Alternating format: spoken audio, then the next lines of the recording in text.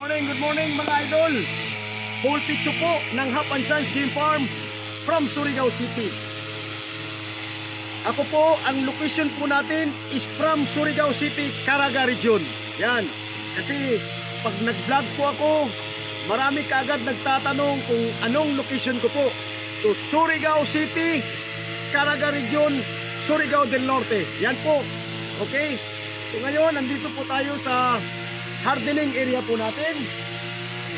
Nag-transfer po tayo.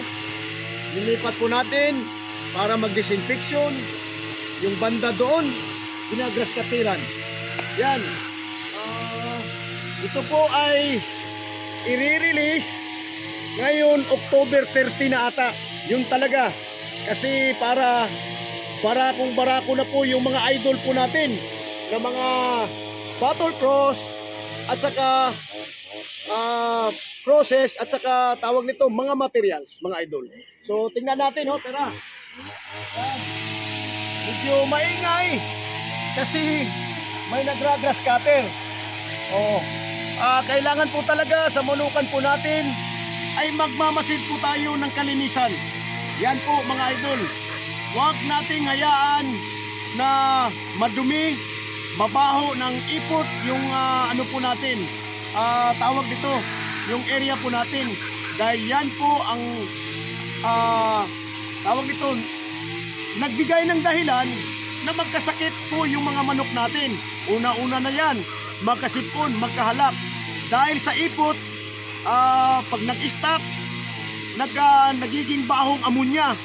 Yan po ang magiging umpisa po ng pagkaka-unhealthy po nila. So tingnan nyo. Doon tayo sa taas para makita, yan, umaakyat-akyat muna tayo dahil sobra talagang ingay. Nakikita nyo na ang view. May nag-grass cutter, tingnan nyo. So yan po ang ano po natin, tagpa 5 months old. At saka yung iba ay nandito na, ano mo. Yan, nandito na po yung iba. Yan.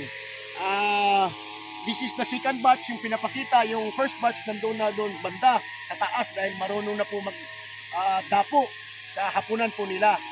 So yan po, ina-update ko lang po yung nag-aabil. Parang palagi ko talagang binabanggit or tawag nito kino-content ang update ng nag-aabil po sa second batch po natin. Material, pares at saka crosses.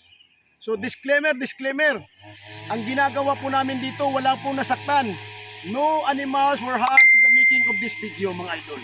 So ngayon, okay, wala pong nasaktan po talaga. This is for breeding purposes only. Yan. So yan po mga idol. God bless us all. Good morning!